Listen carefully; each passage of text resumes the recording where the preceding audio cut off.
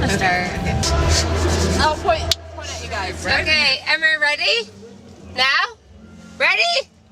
Okay. This is the Matt Menz and Brett Polo show. We're about to get into a pretty bumpy ride of confessionals. Yes. The grossest thing you ever found in your car?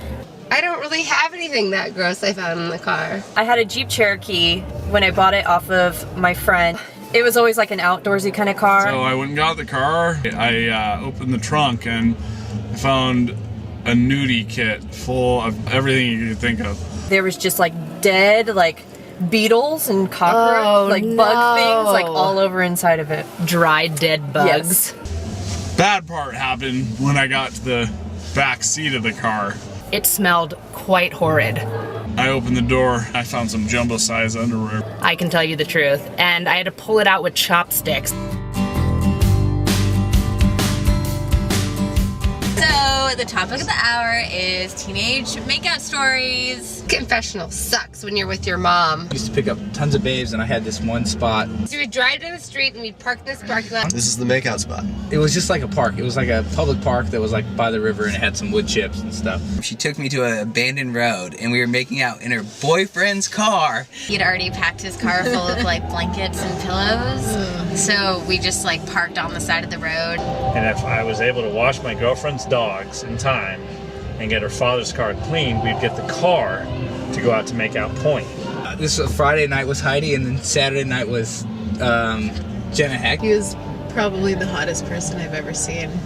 Green eyes, dark, smoky voice, incredibly sexy. She had never been with a white boy before. Bought a bottle of wine and drank a few sips. I, of course, lied, fed them chocolate and got them completely sick.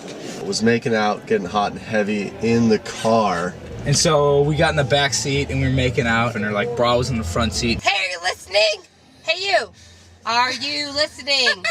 Okay, he is. Drove me home. The girl's dad came out into the driveway, opened up the car, pulled me out. There's a knock on the window. And we were like, oh my God! It's the park ranger. Some woman was walking her dog towards us. And then, so I'm all nervous.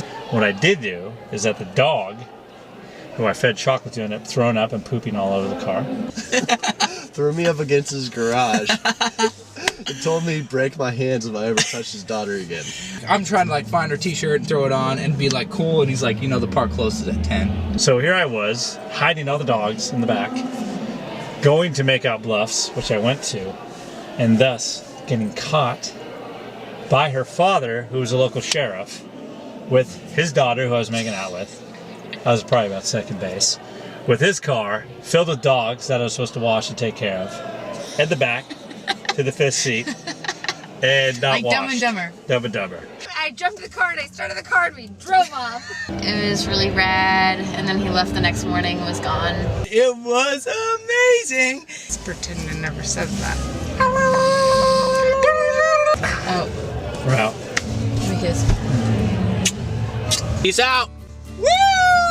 Oh Faulty. gosh. Faulty. Faulty. All right. we just got home safe. Gonna take the seatbelts off. Yay! Okay. We made it. Always wear your seatbelts.